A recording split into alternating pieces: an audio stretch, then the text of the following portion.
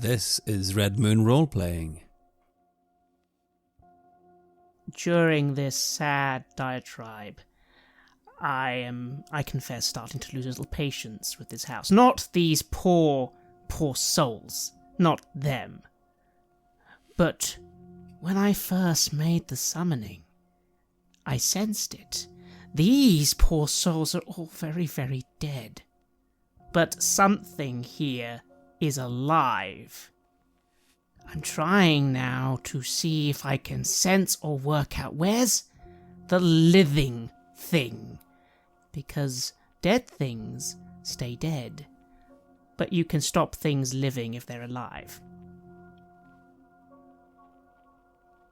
That's a very, very good question, Monty.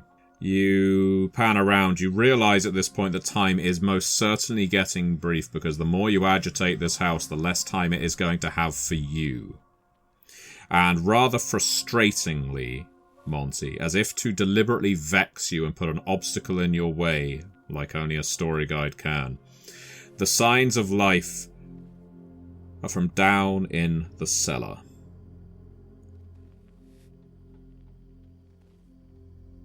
It isn't uncommon for buildings like this to have a basement, of course. This is a tenement building, so in the past you would have had laundries, storage, that kind of thing. But a building in this state of disrepair, who knows what kind of junk, what kind of festering corpses are stored down there. Yes, you get that impression almost immediately, Monty. That's where the bodies go. That's where everything goes to rot. But it's also where there is one spark of life. I begin walking forwards, noting Silas's... Actually, sorry, yes, Eddy, do you think your conversation was... Could we have heard your conversation with Angel, or was it kind of private? Part of the reason why I wanted her to manifest is to make sure that you both heard and saw that. Please, as you are coming to this conclusion, make an esoterica and intellect roll, because we're going for another complication now. This house is not going to suddenly stop just because you're not punching the walls. Complication of 2 once again. I'm maintaining a difficulty of 1, so as long as you're getting 3 hits each time, you'll be fine. 3 successes. Okay, you get your 3 hits. You buy off the complication again. Z, once again, the target is you, and you can feel the air isn't just chilly now. Your skin is prickling, as if something is trying to penetrate it through the pores and just pull it away from your muscle and bone. Having taken only a few moments to listen to Silas's conversation and feel pity, I do. I feel pity for these poor souls. It may seem hypocritical of me, but the truth is I do not like it when I have to feed so fully. I have never liked it.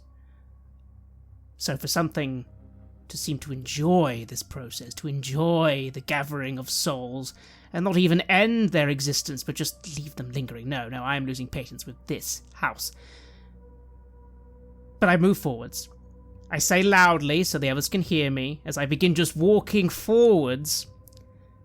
We are all very sorry for you all. We are sorry you have to be here. But don't worry, we won't go anywhere. I'm a doctor, you know. You might not believe me, but I actually do care about patients. Why don't we talk a little deeper in? And I then try and just move forwards. I'm looking for the basement, and I'm praying that the other two catch on, because I really don't want to risk saying that aloud. Well, as you're saying that, firstly, Craig, and I'll keep talking while you're making the roll, another roll for you, because this is you trying to convince the house to back off. Persuasion and presence. Complication major. The house is no longer fucking around. Z. You obviously hear Monty say this. He is walking in your direction. Your eyes are now becoming accustomed to this gloom. You can see that you have attracted quite a gathering of shades now.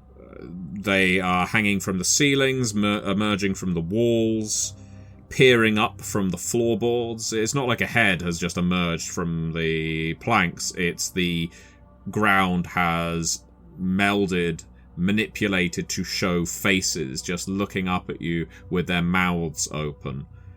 You are one of the most vital sources of life in this house right now, and they're just waiting for the moment that your ability to resist breaks.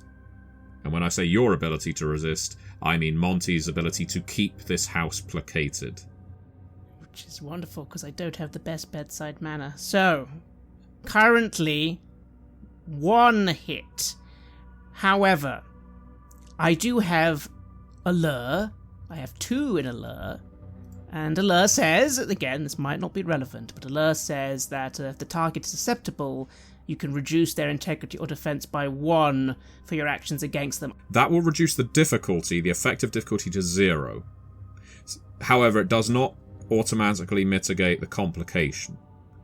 What this means is you have now successfully scored 1 hit toward buying off your major complication. You still need to pull another 2 hits from somewhere if you're going to do this. Otherwise, Z is going to get it.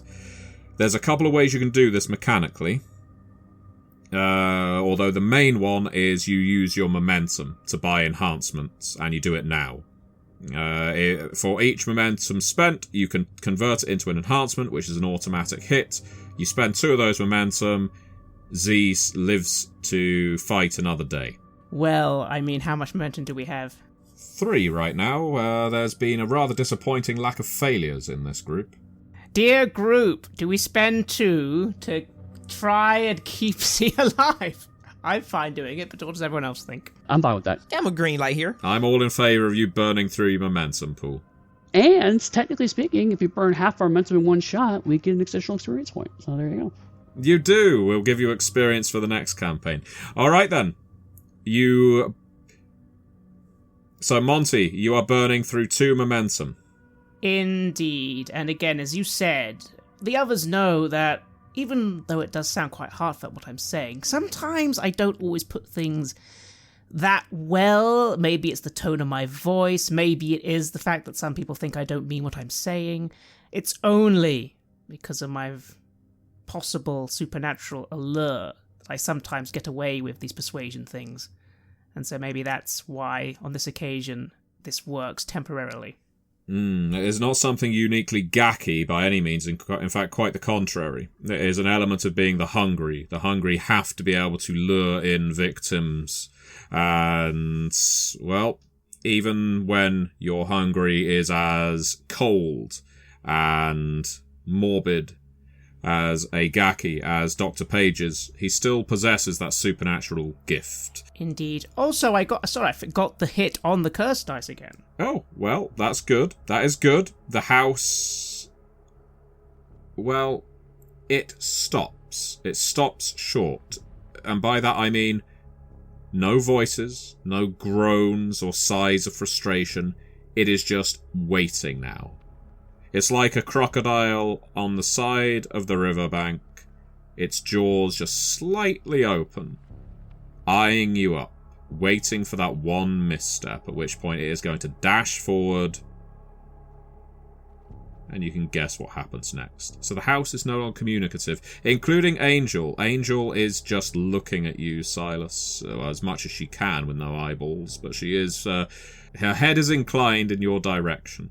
And sensing that pause, I move forwards, gently pat Z on the shoulder, and I will try and just whisper in her ear, maybe time to go downstairs? I nod in agreement to a plan I don't understand, but to a person that I do trust. And I try and begin searching for a way to the basement, a corridor, a door. This is an apartment block. Normally you don't need to go to an individual apartment. Normally the basement level, where they keep things like laundry and stuff, is accessible for everyone, isn't it? So maybe a big main staircase going down. You've never lived in a building like this, Dr. Pages. Your status has always been a little too high for it. And yeah, you're looking around as if this place is a maze. Silas, this is more your kind of area. Mm-hmm. And being narratively generous, I'll say you were close enough to hear that whisper. You're familiar with this kind of terrain. You know where landlords of old buildings like this would hide away the doors to the basements. They would often secrete them in places that most residents wouldn't have easy access to them. Because often this is where the most expensive part of the building was, the boiler. So, Silas, you're casting about as well. You have to leave Angel for the moment. That's fine. I'm going to ask Z and Silas now, and yeah, there is a complication here because you're still interacting with the building. It is just waiting for the moment where you slip up. Just remember that. And I'm going to give you a choice on what you're rolling. I could see this easily being survival and intellect, in the sense of it being urban survival. Alternatively, if you really want to push it, you could say technology, because, as I say, it's where the boiler would be. You'd basically follow the pipes, follow the power lines. Not that there are any in this old building, but you get the idea. Alternatively, if there is a different skill attribute combination you can think of, suggest it now. How is C in survival technology? Because you would know that Silas is garbage at both of them. She has a 2 in both of them. My thought is we try to do a teamwork action. We're together on this because, again, another reason we can use bonds to help us each other out. So to figure out who's got the better option here. Yes, in a teamwork action, you can have 2 or more characters working together, and each time one of the players uses... Well, they have to use the same skill and attribute to form a dice pool. And each hit garnered goes towards overcoming the task, including paying off complications in this case. So, as an example, if you both want to use larceny plus intellect... I think it's probably the best option. That works over here. I'm going to make a call here. In fact, I'm going to ask you to make the call, Bridgett. You have such a spatial awareness. It is right now like you are a spider that lives in the walls of this place. You instinctively know all the nooks and crannies, the hidey holes, the cavities in the walls where bodies have been stuffed over the years and left to moulder. You sense it all. You have a complete awareness right now of this building's infrastructure and superstructure, for that matter. And it is like you have tapped into this gruesome location. You tell me narratively not only how you're able to sense this basement, I mean it could be as simple as the doors over there, but also why this sheer number of wicked successes, or this wicked success with this sheer number of curse dice, how it affects the house. Oh, wow. No, I absolutely love that. So, I've stopped kneading on the walls, and at this point I'm following Monty. He's come up with the suggestion that we're going to the basement, which always feels like in cinema and in all media is the absolute worst place to go in a haunted house. But I'm confident that Monty knows not only what's best in this situation, but what's best for us. He's always been very intentional about being protective of us. And despite his bedside manner, he teeters on the brilliant side when it comes to these type of situations. So I have no issues trusting him. And that trust is going to drive me to just place my hands flat against the wall. I close my eyes. You can hear that chittering sound that's gurgling almost in the back of my throat. And very much to your previous description, Matthew, this is one of those things that from a spidery sense, I intimately understand the structure of this house. I understand how to move out of sight. I know how to move inside of the house on a visceral level. It's not that I just understand where the basement is. I understand where the basement should be, where it's always been, where it's always existed, where it was originally, where the original foundations were put down. I know this house, and I think the negative effect that it would have on the house is this house has a home court advantage right now of not being seen. It can lie to us, it can lure us, it can bait us, it can trick us, it can manipulate us because it's operating from a place where we can't see it, we can't understand it. And I want this house to suffer through the discomfort that there is a spider on the inside of its walls that can see it, that can move inside of it. I want this house to feel violated. Wow. I was not expecting you to want to violate and actually anger and upset this tenement block, but you have done it.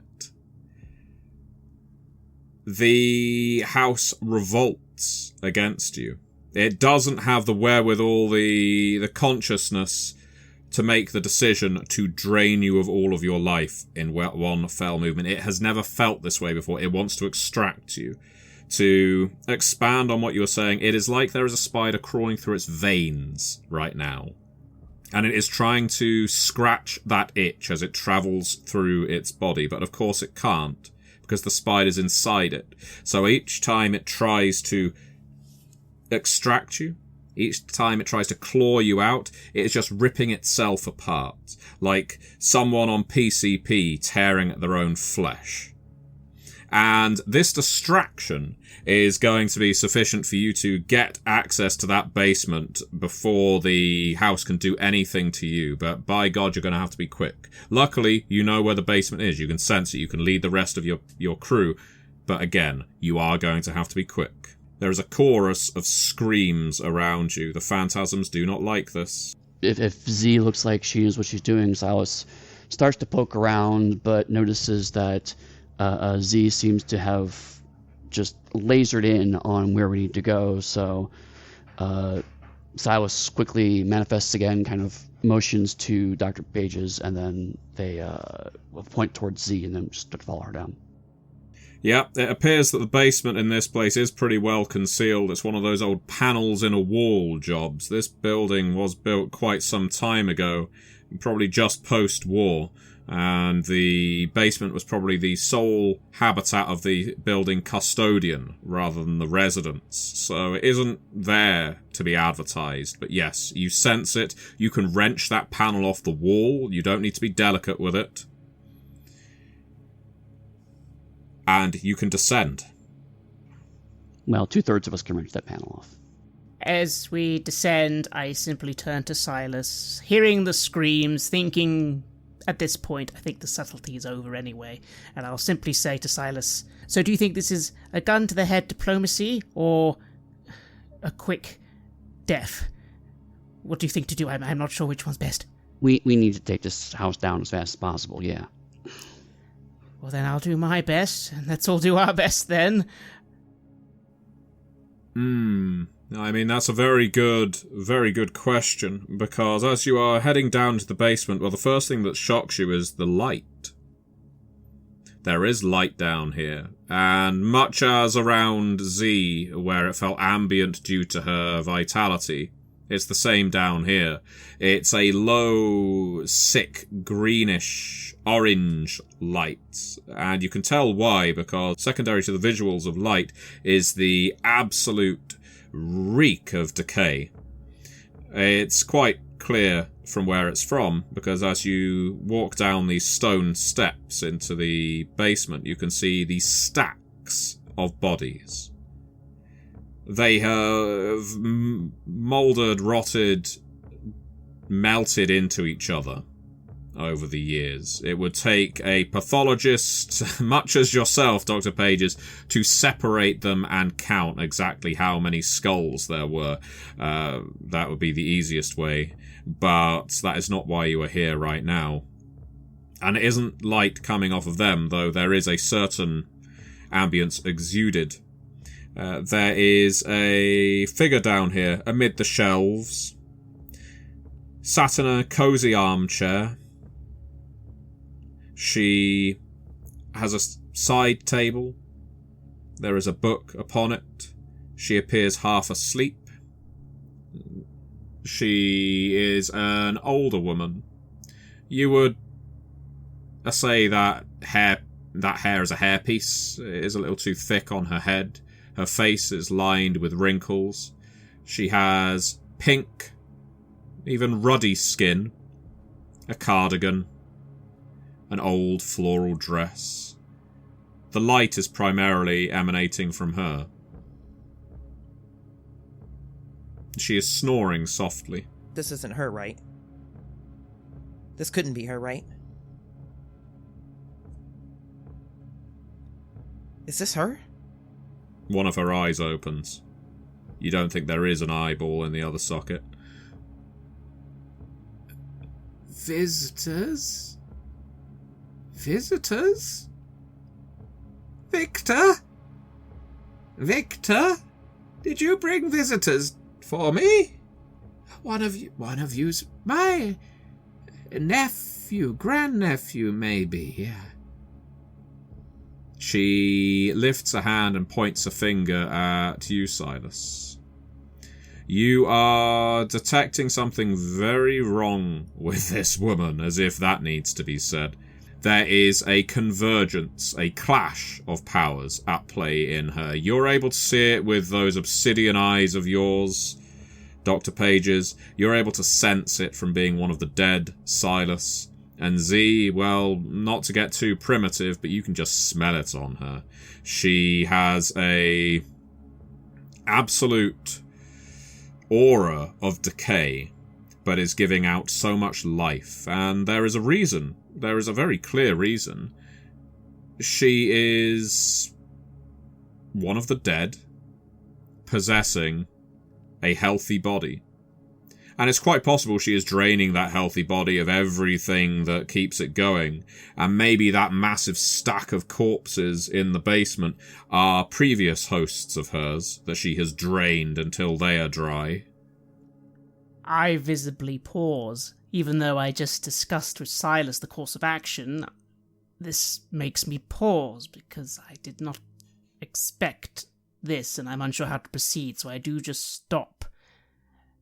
And I simply say, "Yes, we're here to see you. So sorry to bother you." Where's Victor? Where's Victor? You're your family, aren't you? Your family, aren't you? She says to Silas again. Silas chokes back the disgust as he goes, "Yeah, I guess I am." Oh, come forward, let me see you, let me hold your face. He floats forward. She lifts her hands, both of them shake, and even though she is in physical form, it is as if she can interact with you, caress you. This is an accursed at a magnitude of power that you rarely encounter. Certainly rarely encounter alone. Usually individuals like this would have their own crew, or they would be ensconced somewhere quite secure. Then again, I suppose this is secure. She's in the basement of a haunted tenement block. But more opulent would be the buzzword. In this case, no. She is an old woman in a cozy chair with a table, dressed in, looks like her Sunday finery, which has faded over the years, surrounded by piles of decaying corpses. Yes, I could sense the spark of anger in you, my boy.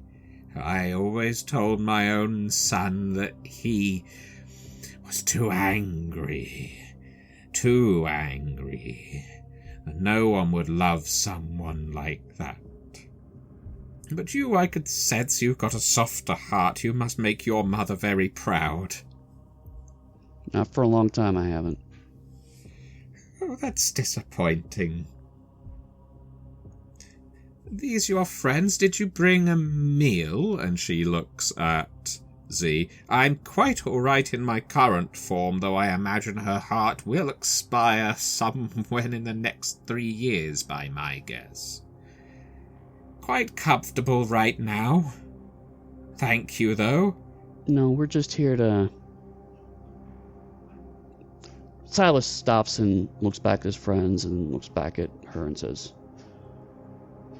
"Well, I'm only here for one thing. Maybe two. What's that, dear?" I want to let one of the women your son has collected, let her go." Women? Collect? Oh, no. Victor has no skill with women, you understand. I've always told him no one will ever love him because he's a wicked boy. Ever since he killed his brother when he was just an infant, he said it was an accident, he said it was a mistake, but I loved that boy. He could have been something. He could have been the next hierarch of the Furies, but no. He snuffed his life out before that that could come to pass. And I told him, no one will ever love you, Victor. No one will ever love you. A boy like you, a wicked boy like you. No. Yeah, the only person who loves you is your mother. The only person who wants you is your mother. And anything else is just a hollow reflection. Anything else is just a hollow shell. So, you are mistaken. There are no women here except for me and your friend over there. You're very young. Maybe I could swap hosts. Maybe. And she is now swaying side to side, a little serpent-like. She has surprising flexibility for a host body this old, but she is swaying like this cobra while making eye contact with Z. Listen, we're not here to give you a new body. We're not here to... You're not here for that. We just want to know, you said Victor's been a bad boy, and boy howdy do I agree with that. Oh, I hope he hasn't upset you, my boy. Oh, ma'am, he sure as fuck has upset me. I am so sorry. You will have to speak to the Furies in Junction City. I tried to get him set up and looked after, but I knew he would be a handful, and whenever he made a mistake like a mother, I did my best to cover up for him, because I thought that it wouldn't help him. It wouldn't help him to just get him in trouble every time. Bad boys will be boys, won't they? You covered up for him. He's strong and he looks after me now, so he provides me with all the hosts I need. You covered up for him. I didn't know he was collecting. I thought he was looking for love. I thought he was looking for someone who maybe he could become normal with. And of course he wasn't able to, because he's so wicked, such a nasty boy, such a terrible disappointment of a son. For a moment, Silas doesn't even hear the words. Just the image of what happens to Angel flashes through his head. The glance of all the corpses around this deranged woman, and she just refuses to see them. All of those lives lost. And then it stops. And a small piece of his brain kicks in. And Silas decides to make a deal. Ma'am, you told me that you are disappointed with Victor. Yes, I mean he does bring me fresh hosts, and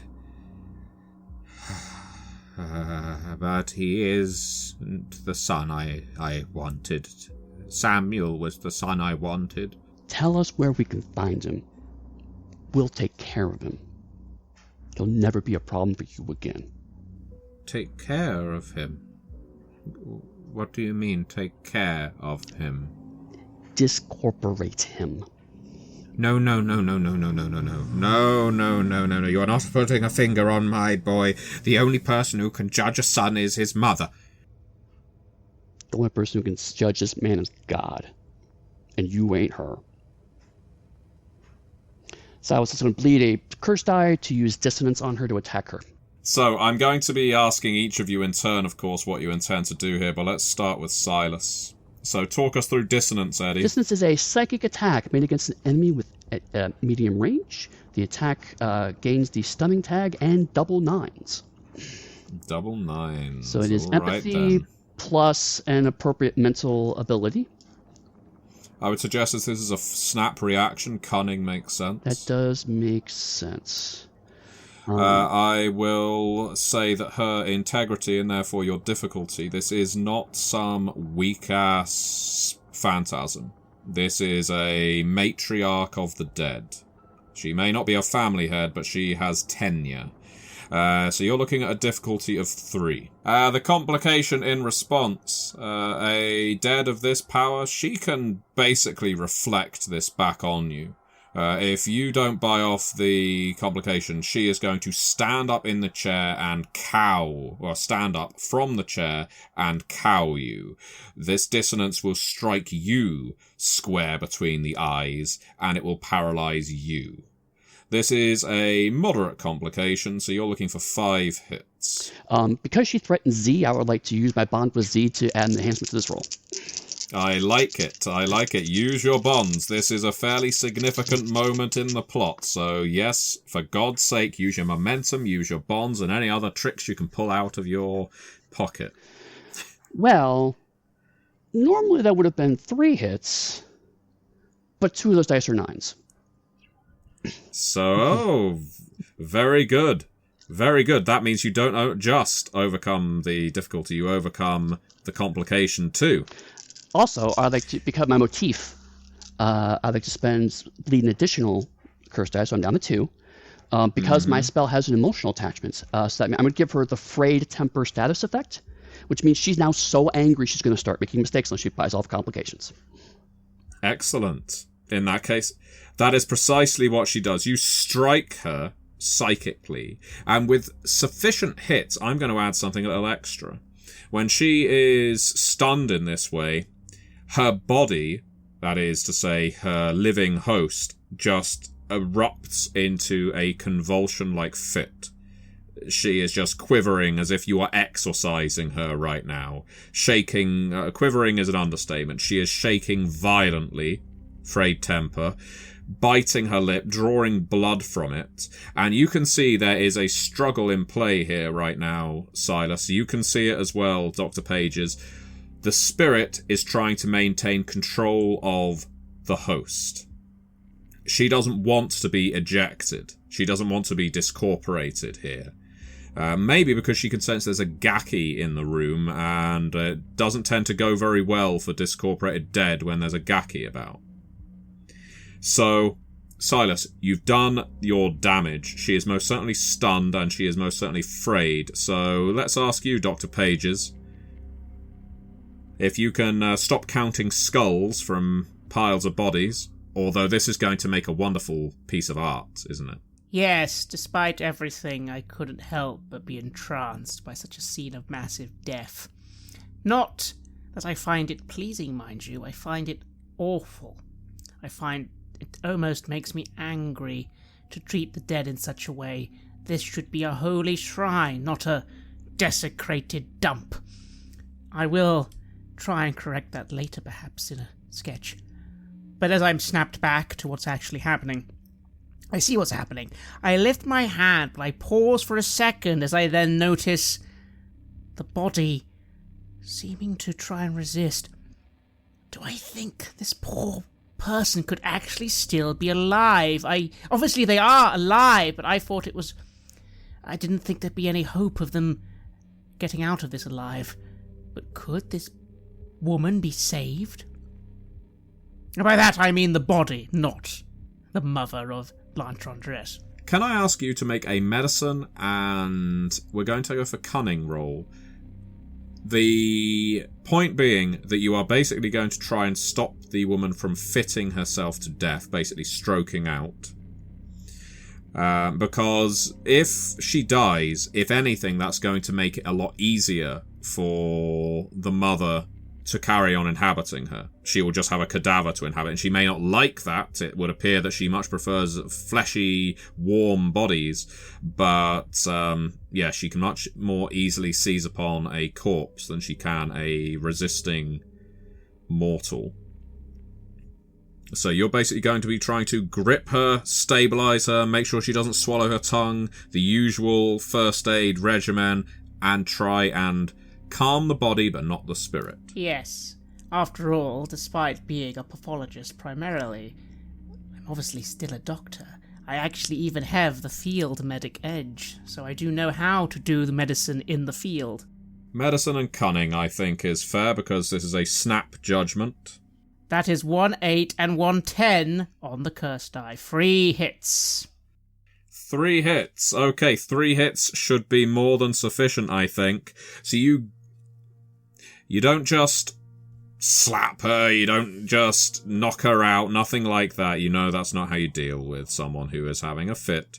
You find something, anything, the book beside her right now, you wedge it between her teeth. Yes, some of them may end up broken, but at least she's not going to choke on her own blood by this. And you do what you can. Your cold palm on her head, it's a little like applying a cold compress to the head of someone feverish.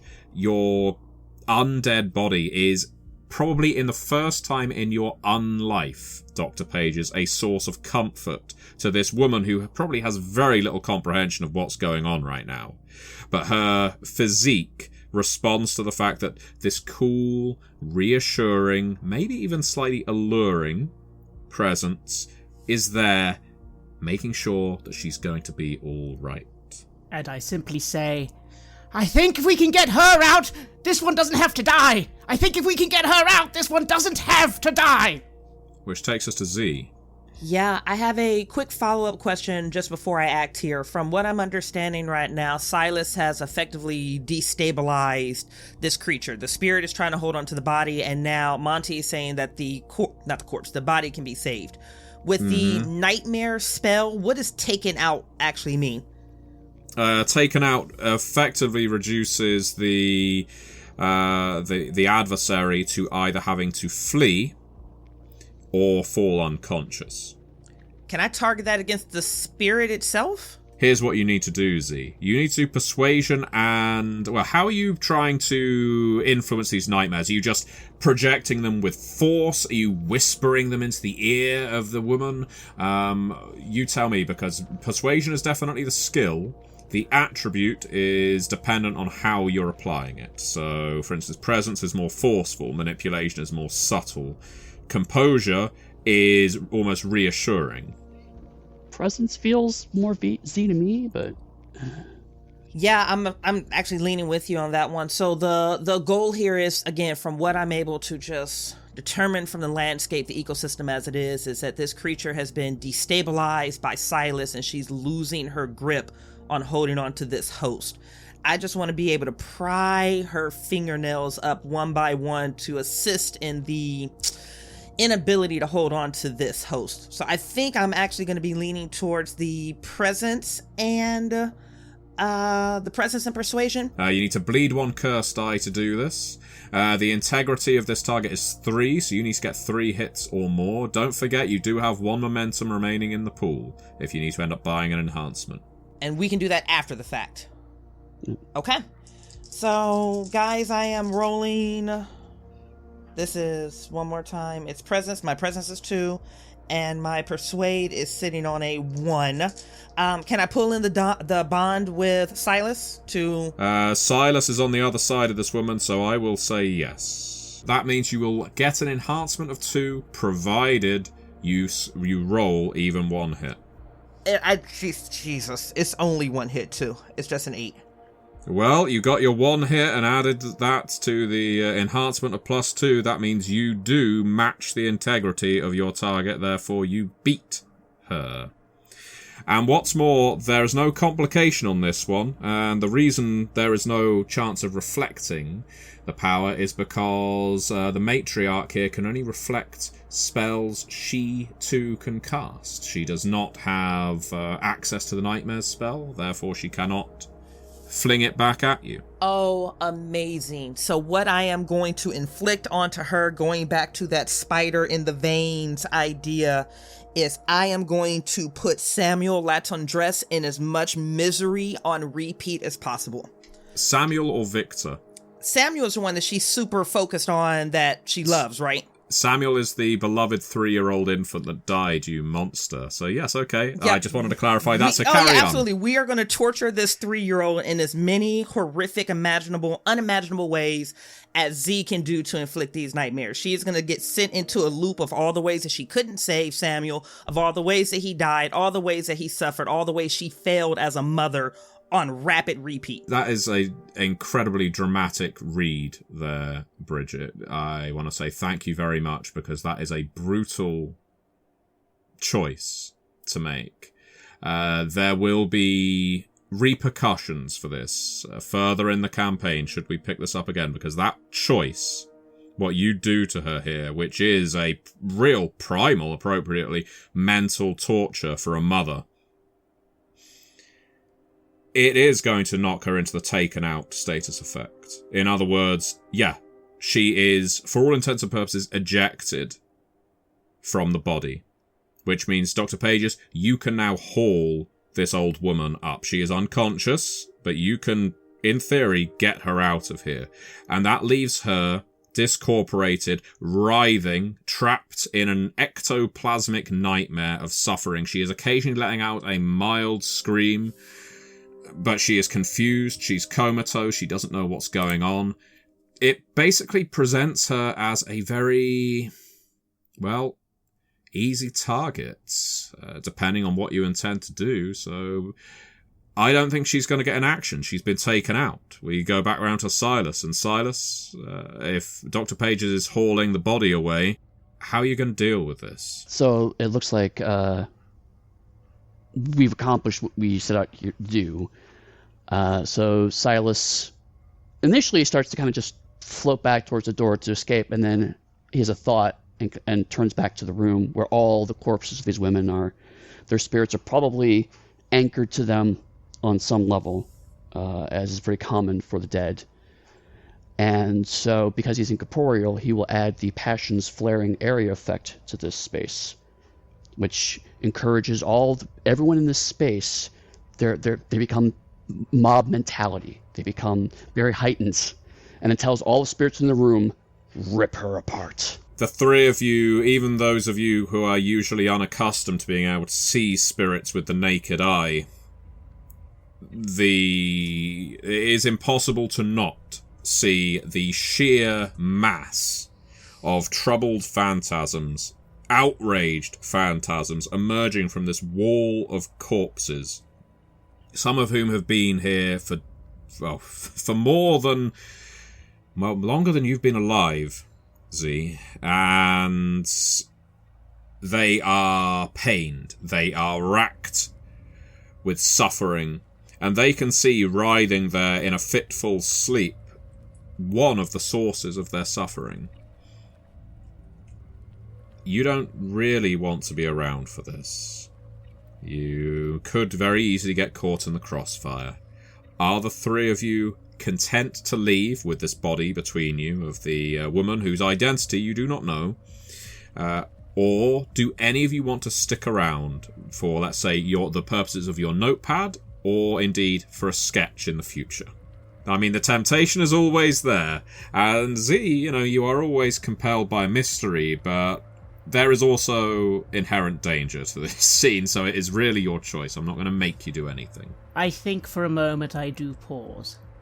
First of all, to check my own hunger. Although the irony is, I really haven't bled at all. And I am satisfied for the moment, even though there is, I admit, a literal buffet in front of me. But it is, perhaps, my other torment that does cause the pause, because what a scene, what a sight, how beautiful, how just! This is justice. If only I could capture it.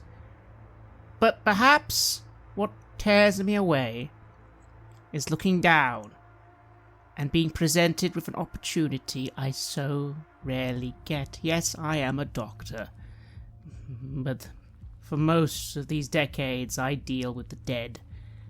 I rarely get to actually help the living. And here is a patient. She needs help. I'm going to help her. I can remember this imagery for later, so I will resist my torments to save, or try and save, this one mortal life. For once. And I'll turn away and begin heading up as quickly as I can, saying, I think it's time for us to go, everyone.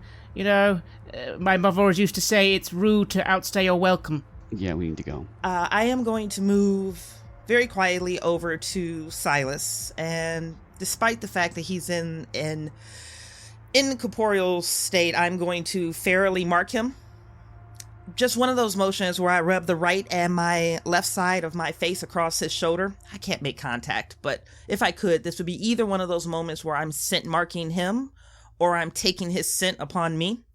And I'm going to look at him and I'm just going to ask, are you going to stay to witness this? It feels like it should be witnessed by someone. She doesn't deserve it. I nod.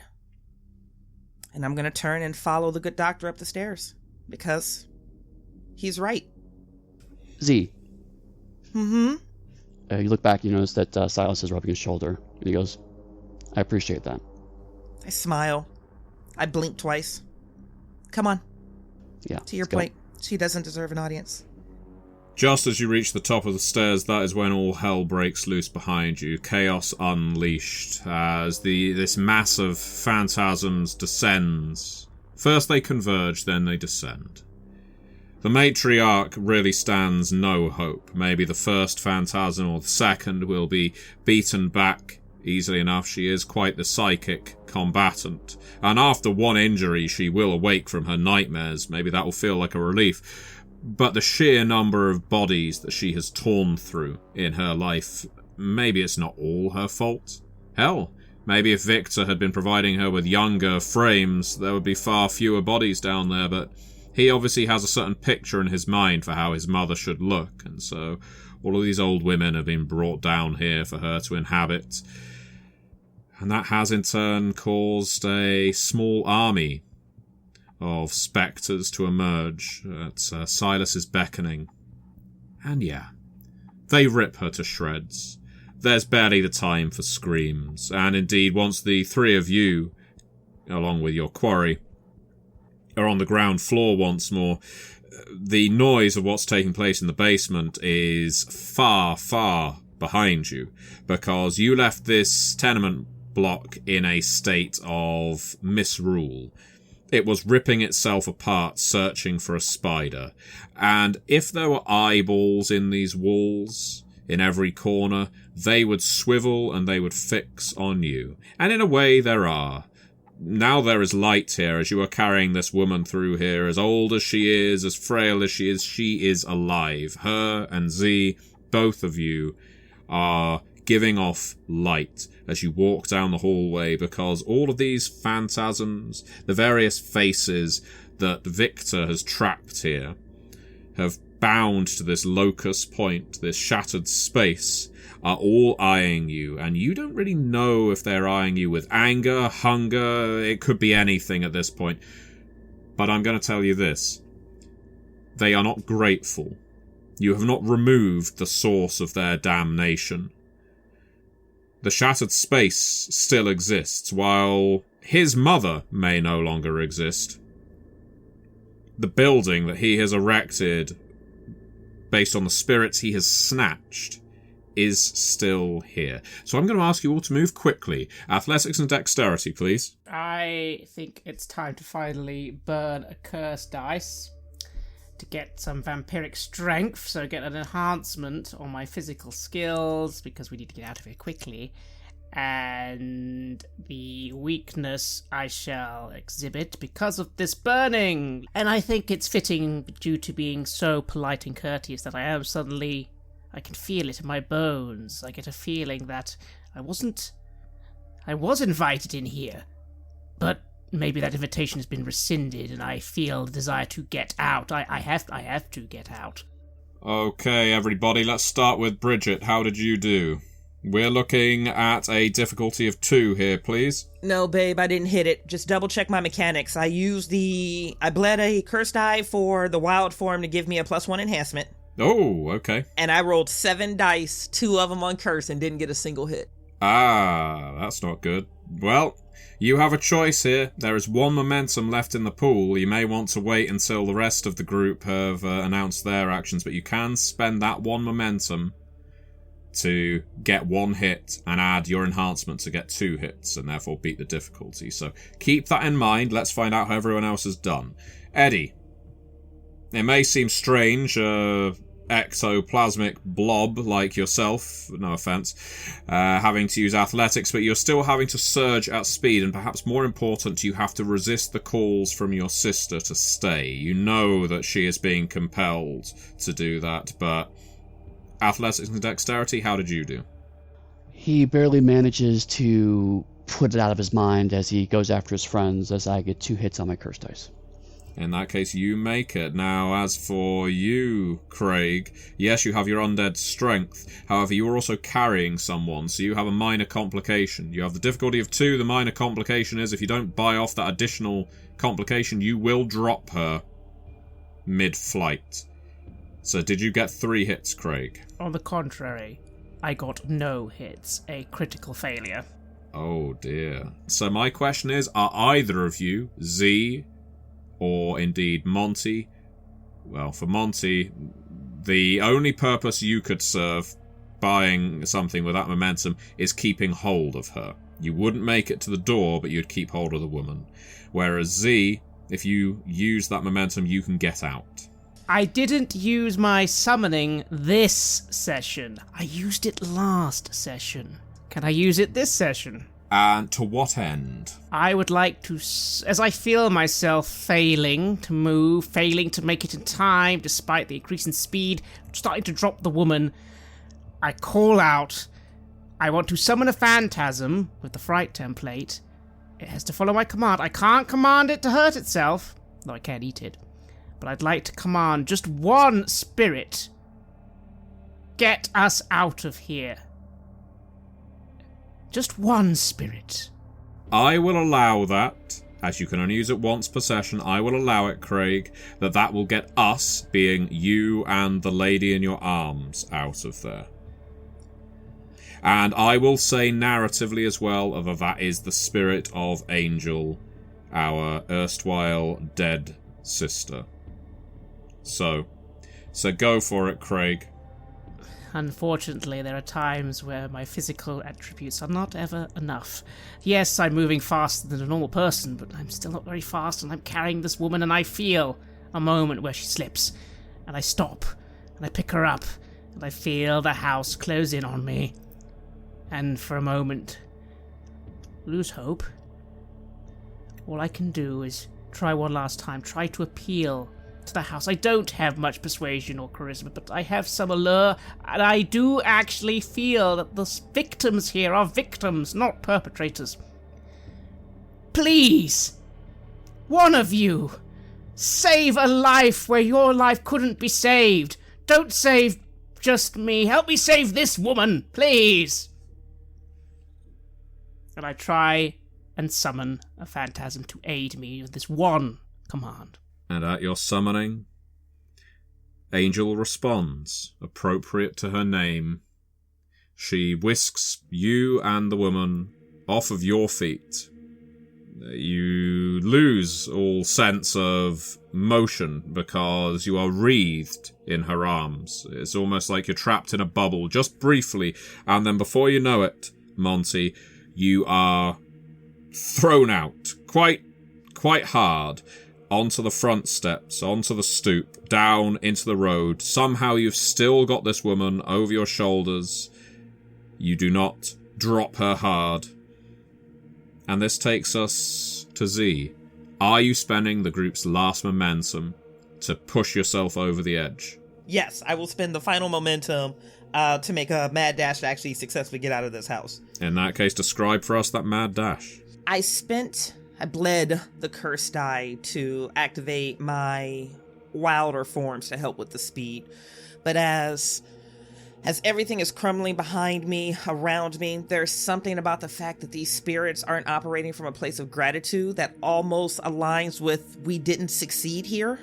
What we did was possibly empty calories, that we still have more to do, and I'm just, my mind starts spinning very quickly on what can I do? Is there anything that I can do now? Do we need to burn the house? No. Do we need to get the bodies out? No, it's Victor. We need to get to Victor.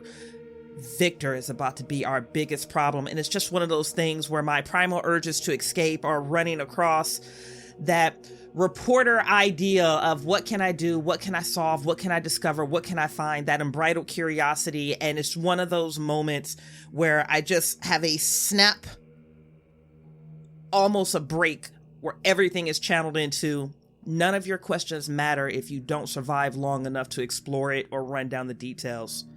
And it just hyper focuses me, it channels me, and just I am able to fairly move across walls to get in and out of this house before it consumes me. And so you do. You burst through the front doorway and outside, where both you and the dishevelled Monty and his haul, well, you can see Silas. Silas, of course, escaped without much of any struggle, but he, for whatever reason, looks like the most drained person of all from all of this. He is emotionally overwrought, spent, sapped. The house behind you, it spares no time to scream. It doesn't shout after you, it does not try and coax you in, the shadows are not out here on the road. Instead, just as before, that tongue-like plywood board that sealed up the door, once again, sucks back into place. This time you hear the slam. Like a drawbridge drawn up, the castle is once again impenetrable unless it wants you in there.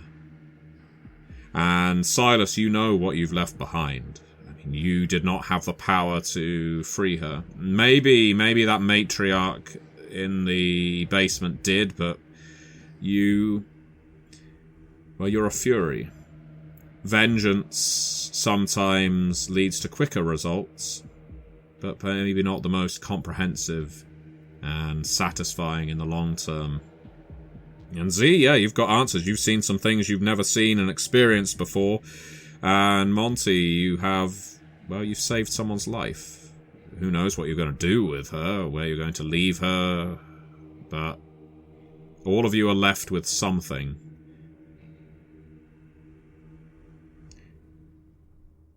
You climb back up to your feet, Monty. Maybe sticking around here for too long isn't a good idea. Yes, I rise. There's a bit of a snap in my back. I probably, were I mortal, would definitely have broken a bone or two just there, but maybe I haven't, for now. I do feel a bit tired. I simply say, let's get her in the car. I think we need to go. We can't do any more here, I'm afraid. Even I don't know how to... I'd really been hoping what we were going to do would sort this out. It didn't. I need more time. I'm sorry.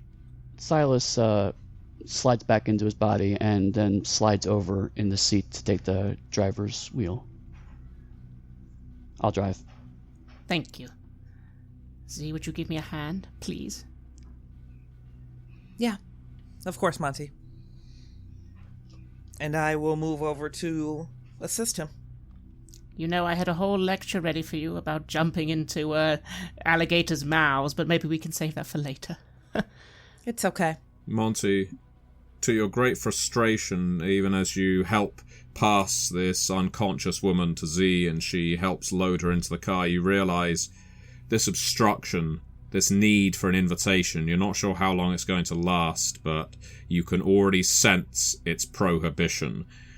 You can't even access the car, and you know exactly why. You are punished for your gifts. It is the nature of being accursed. Nothing comes for free. And so you're going to have to ask for an invitation inside your own damn car. Oh, Silas, you couldn't invite me in, could you? Please. For a moment, Silas debates messing with Monty. And there's a pause. And Monty can see, now that Silas has a face again, that he's really thinking about it. And then he goes, Doctor, would you like to enter your own fucking car? I would. And of course, being me, I don't remotely even sense that you were messing with me. I'm terrible at taking jokes. And so you climb into the passenger seat and drive away from Allenstown, back in the direction of Junction City, where of course our story has not ended. Our tale has not come to a conclusion, but a major threat has been vanquished. She may not have been running rampant around Junction City or indeed even Allenstown or anywhere else. She was a festering cancer in Allenstown, being fed body after body. And undoubtedly, as curses can be born, they can also be nurtured. Part of what Victor Latendresse was and is undoubtedly a result of this dead, well, she is most certainly dead now. And what she did to him, the lesson she taught to him. Now that she isn't here, it is a thought that will cross all of your minds. How is Victor going to respond to this? What's he going to do when he realises that his bolt hole, his vault where he has been keeping all of the women that over the years he's been ejecting from their bodies and dragging back to his shattered space? What is he going to do when he realises that place is no longer safe and secure? Maybe we will find out when we pick up Curseborne again in the future. Certainly, there are lots of leads. There are ways that this can go. Silas can speak to other members of the Furies, though now that he is most certainly aware there was a Fury involved in covering for Victor, that may seem less palatable. There are other dead families, of course. And, well, it may seem incidental, even trivial, that this living woman is now your ward. How long has she been possessed? Does she know anything of it? How are you going to keep her silent? Z, the thought that's going through your head as you leave Allenstown behind you. A dim town in the rear view. What lessons from your encounter with Professor Hurley might you be able to apply in dealing directly with Victor Latendresse? You certainly used some of them here. Provocation. Getting them to open up. Certainly the spider in the veins was a good trick. Maybe it's time to reach out to Professor Hurley again. But in the meantime, we will be leaving our Curseborne crew. And that is the end of Suffer My Sins. Thank you very much, Eddy, Bridgett, Craig for playing, and to all the listeners for listening. You have listened to an episode of Red Moon Role Playing, where we play the scenario Suffer My Sins for Curseborne, which is published by Onyx Path Publishing. Story guide was Matthew Dawkins, and we were also joined by Bridgett, Jeffries, and Eddy Webb. The music was created by Atrium Carceri and was used with permission from their label, Cryochamber. Please check out cryochamber.bandcamp.com or their YouTube channel for more of their lovely dark ambient. We would like to give massive thanks to our champions of the Red Moon: Martin Heuschober, Simon Cooper, David, Julia, Camilla, Bob Lange, Cameron, Graham Barey, Doug Thomson, Lily, Mike Parker, Maciej, and Black Templar for their generous support. And we'd of course also like to thank all of our other patrons. Without your support, the show would not be possible. If you want to support our work, please check us out on Patreon. You can get access to our Call of Cthulhu bonus campaign Shadows of Yog-Sothoth with Matthew as our keeper, as well as bonus campaigns for Cult of Indy Lost and Warhammer Fantasy Roleplay there.